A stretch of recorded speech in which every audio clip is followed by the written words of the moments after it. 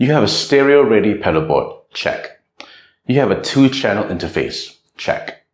You think you're going to have a lush, wide guitar tone and glorious stereo, and it sounds like this.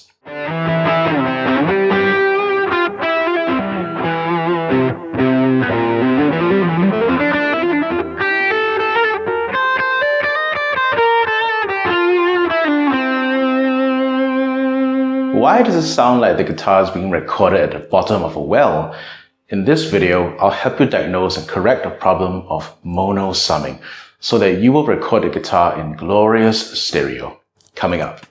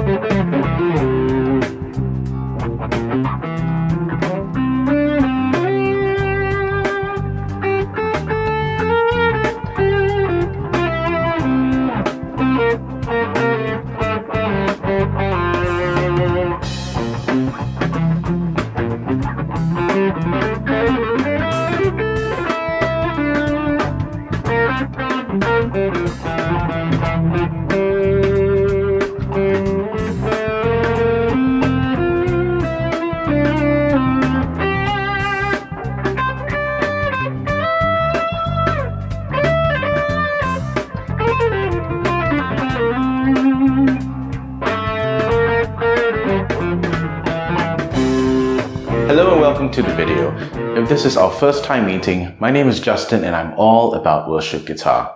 On this channel, I provide lessons, tech implementation, and talk about all things related to the guitar and worship ministry.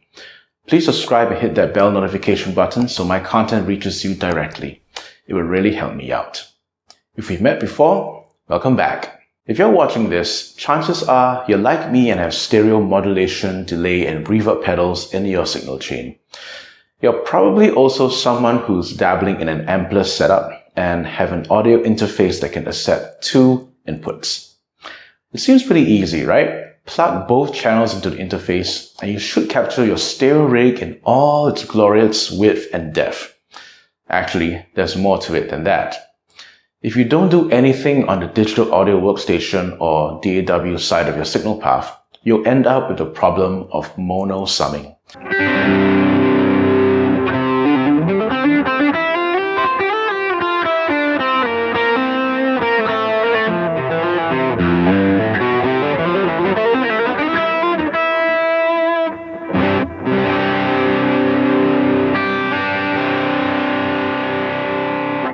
Your interface and DAW do not have stereo imaging information.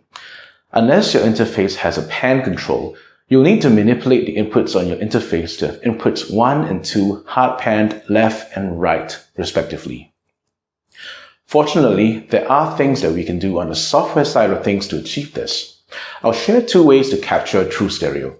Firstly, through multi-track recording, where I'll use BandLab, the free browser-based DAW. And secondly, through a plugin that can process stereo paths, I will use Helix Native and show you the exact same thing. Let's first make sure that your hardware is set up properly. Make sure that the outputs 1 and 2 from your stereo pedalboard are connected to inputs 1 and 2 on your audio interface. In most interfaces, you'll have a mix knob that blends the input signal with the signal from your DAW. Ensure that the blend is 100% DAW with none of the original input signal. Unless you have a pan control, your interface's input monitoring signal is definitely mono summed.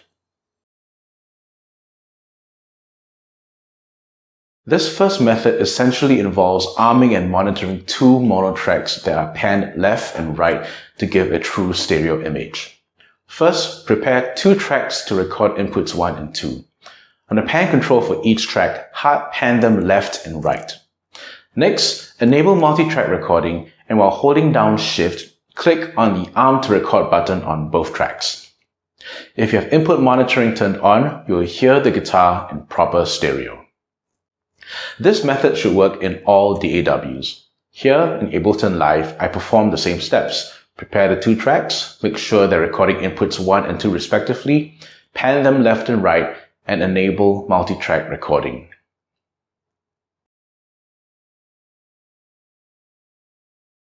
The second method essentially processes your pedalboard as one stereo track and uses a plugin to change the stereo imaging information. For my purposes, I'm using Helix Native, but any plugin that manipulates stereo signal paths will work. First, ensure that your audio track is seeing a stereo input of channels 1 and 2. Drag and drop Helix Native onto the track. Load 2 gain blocks and drag one over the other to create a split path.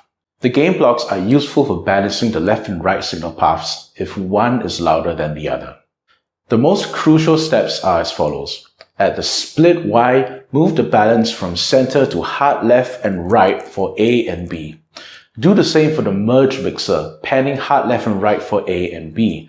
This will ensure total stereo separation from the start to the end of the signal chain. We are technically done at this step, but just because we can, here's an extra tip to help you improve your tone from the pedalboard. I like to use Helix Native as a mastering tool to tighten up the tone for my guitar recordings. Specifically, I use stereo EQ and compression. Particularly for the stereo parametric EQ block, I use the low cut and high cut at 80 Hz and 9 kHz as a starting point to cut out all unnecessary frequencies. I then use a stereo compressor as the last piece in the chain to help the guitar sit in the mix better. Finally, to make the stereo guitar even wider, I use this Alex Strabala trick of having a mono simple delay in one of the split signal paths and set it to 15 milliseconds, 0 feedback, and 100% mix. This essentially shifts one of the signal paths by 15 milliseconds, making the stereo image even wider. And voila! Gorgeously wide and lush stereo guitar that will be instantly inspiring. Question of the day. Do you record in stereo? And if so, what's your process like? I'd love to get a conversation going. I hope you found this video interesting and informative. If you have any questions or comments, please put them in the comment box section below and I will get back to you as soon as I can. Thank you for watching. This is Justin signing off.